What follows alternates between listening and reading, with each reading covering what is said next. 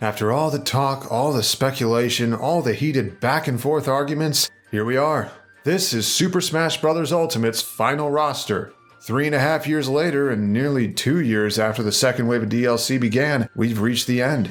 Crazy how long it's been. With development on the second Fighter's Pass wrapping up, I wanted to look back at the 6 newcomers that made it in, touch on how they've taken shape from a design standpoint, and give my personal thoughts on their inclusion and how they've fit into the big picture of things. Consider this a combination of review and retrospective, so we'll be delving into some personal opinions with all the subjectiveness that entails. Fair warning, this might get pretty deep later on, so prepare yourself. Without further ado, let's begin. The lukewarm reception to us getting a character from ARMS led to a lull in the fanbase, or maybe it was a certain other thing that was happening worldwide at the time. But things picked up a little when it turned out a fan favorite ARMS character was the one that got the nod. Min Min takes after the previous fighting game characters in Smash with a design and moveset meant to copy how she plays in her original game as closely as possible, complete with an exclusive control scheme. Tying her A and B inputs to specific arms mirrors how punches are handled in ARMS itself, and several other mechanics from her game came along for the ride. Punching with each arm independently of each other, having a few kicking moves as well since that's her signature thing, fire breath from her dragon arms for a second hit that gets stronger if she recently grabbed someone, and even swapping her right arm between 3 different types. While I appreciate the work that went into feeling like she walked straight out of ARMS, I do wonder if keeping her so true to her source material might have caused problems in the process. Her hardline disjoint zoner playstyle makes sense, but the properties of her attacks make her unintuitive and often frustrating to fight against for lower level or casual players, and she has some real cheesy confirms. Though she does seem easier to pick up and play as compared to the other fighting game characters, so that's something at least. Things escalated real fast after Min Min, with a reveal so shocking it actually took Twitter down, or so the memes say. Those of you who paid more attention, though, might have realized Steve had a more legitimate chance than many people realized. Once Banjo and Kazuya got in and Microsoft was officially involved, the way had been mostly paved.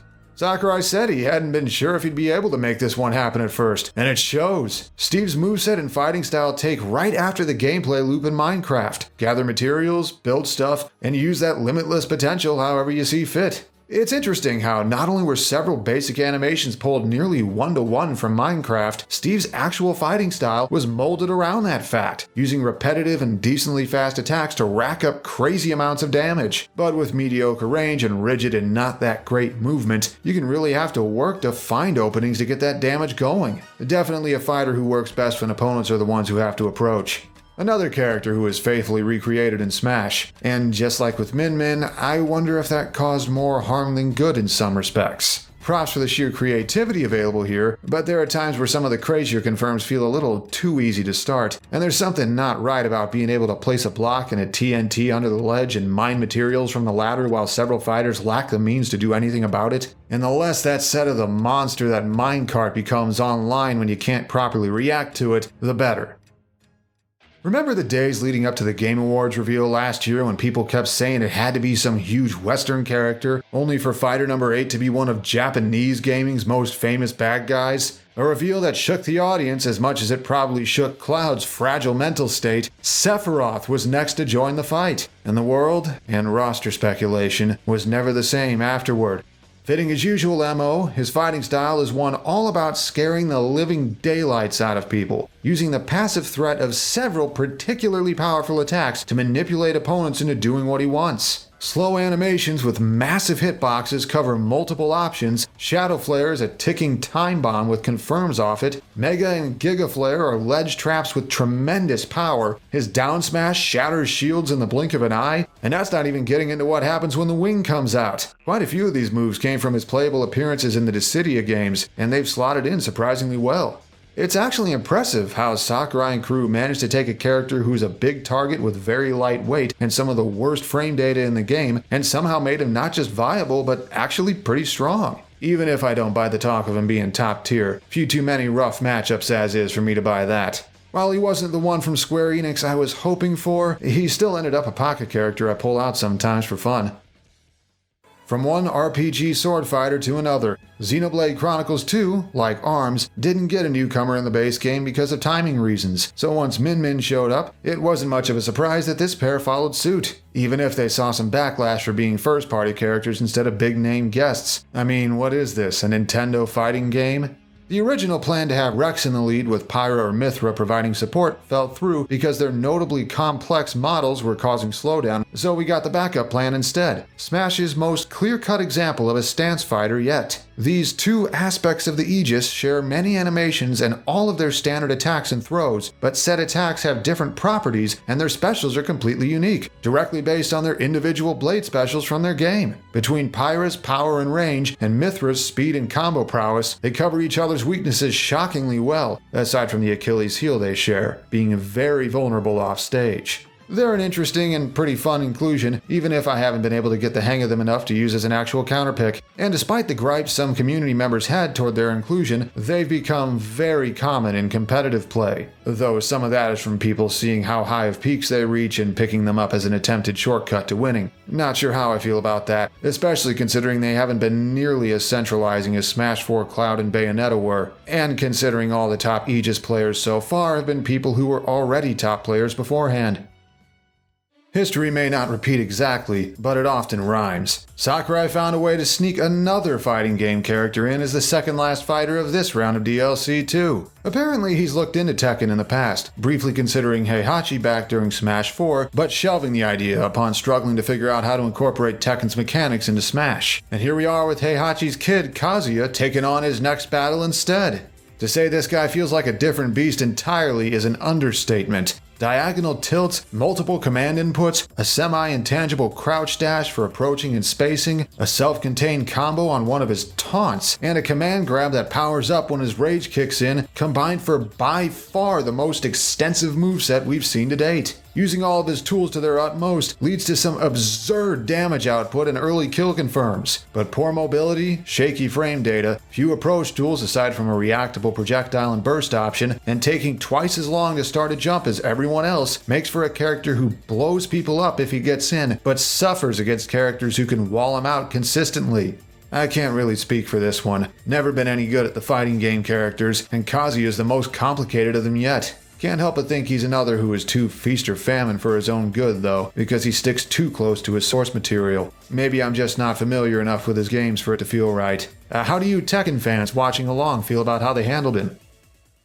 Smash reveal cycles usually drop the biggest bombshells early on or around halfway and wind things down from there, but this time there was one more surprise saved for last. Ultimate made a thing out of finding ways to fulfill long-running fan requests, and it turns out there was room for one more. The single biggest request from the Smash ballot, as it turns out.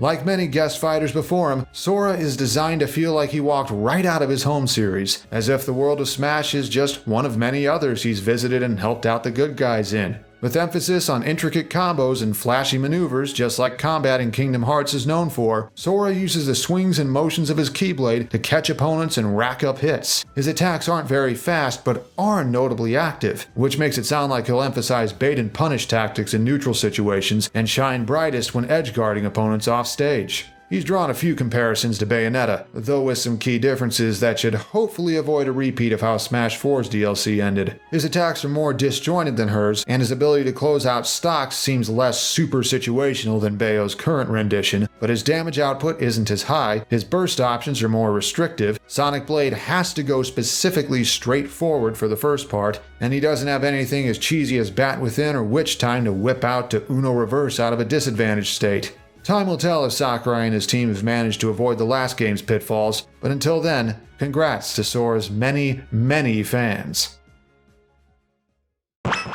And that's that.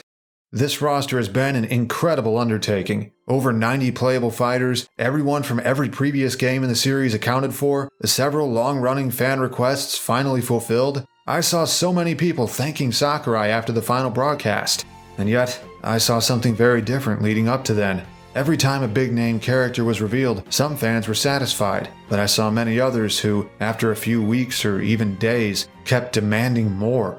I've been upfront about my gripes with hype culture, both here on YouTube and elsewhere online. The way it demands the creation of moments that enthrall the mind simply for the sake of having something to be enthralled about. And with how Ultimate opened with a bang and revealed that everyone from the series' history was here, how it went on to bring in several characters who were long thought to be pipe dreams, how announcements and marketing materials emphasized the sheer size and scope of a crossover that Smash had become, I think it accidentally attracted a crowd that saw it all as a chance to have something to freak out about every couple months. Before you knew it, newcomer speculation started to revolve around which characters would cause the most jaws to drop, or who would bring in more companies and more genres simply for the sake of having them present on the roster, as if the game itself was unimportant. Don't get me wrong, there were and still are plenty of people who support such characters because they're personally attached to them, but it reached a point where even they got drowned out by a vocal crowd demanding spectacle above all else, as if DLC announcements for a video game were supposed to be like set pieces of a blockbuster film. Hype culture had become the predominant force in the Smash community, and any newcomer that didn't satisfy the hype seekers' wildest imaginations were met with unbridled rage and seething resentment, as if they'd been personally attacked. You see, while Smash has always had its big reveals and groundbreaking moments, it's also traditionally been a place for the more under-the-radar members of Nintendo's repertoire to have a chance at the spotlight, a chance for fans and players to learn about someone they'd never given a second thought before.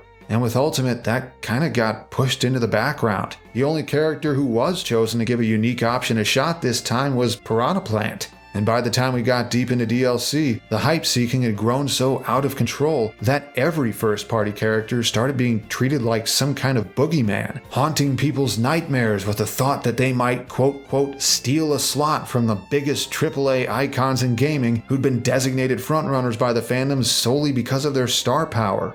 I think we lost something along the way. Because there's a purpose for characters who are here because they offer something only they can do, you know? I think they still have something meaningful to add to Smash despite their reveals not making headlines all over the internet. These kinds of newcomers got, well, brushed aside for this game, and it left fans of such characters, ironically, left out of what was meant to be such an all-encompassing celebration of what Smash had become. And once so much of the community started chasing after hype above all else, they started seeing these other fans as expendable, which is a shame. Maybe this has hit home so much for me because these kinds of characters are usually who I get interested in, sometimes alongside a larger support base, sometimes with only a handful of other people giving them the time of day. And this time I came up completely empty, one of the rare few people I know who didn't get any of their most wanted this time. Even Byleth, who I was so relieved to see make it in, was too far down on my list to really feel meaningful for very long. And while I don't dislike anyone we got in the second Fighter's Pass, and I couldn't in good faith want to take that away from these characters' fans, it still feels bittersweet that I and a handful of others ended up left on the outside looking in, watching everyone else celebrate without us. Surprisingly emotional, huh? Even if this is just a stupid video game in the grand scheme of things, I think Smash has reached a point where newcomer speculation really does get people emotionally invested in hoping their favorites make it in, even if they get drowned out by the bandwagon. I think those feelings are valid, you know? The way they lead us to meeting and interacting with like-minded fans. After 3.5 years of this, it can bring out a lot of complicated feelings. And now that it's finally over, there are several support bases, especially of characters who'll be out of the spotlight by next time and probably won't get another chance again, who are basically grieving. It's a lot to take in, and it can take time to be able to truly move on. I know it sounds silly, but these emotional attachments and the bonds they form with other people, I think they're real. Odds are it'll be a while before the next Smash game happens. I do think it's a matter of when, not if, but it'll probably be at least 5 years or so, and we'll all be a lot older by then. I should know, I've been doing this speculation song and dance since Brawl. For now, the best we can do is work with what we have, and there is a lot to work with here. We can play Ultimate in its more or less final form, whether casually to mess around with friends, competitively to test our skills against a worthy opponent, or everything in between. I hope you guys will still be interested in more Smash Brothers content even after this. I still have more topics I want to talk about going forward, even if newcomer speculation won't be among them for the foreseeable future. Special thanks to the people you see here. Thanks in particular to my patrons for sticking around all this time. We have an uncertain road ahead of us, so it means a lot to me that you're still here. So, until next time, I guess we'll figure things out as this uncertain road goes on.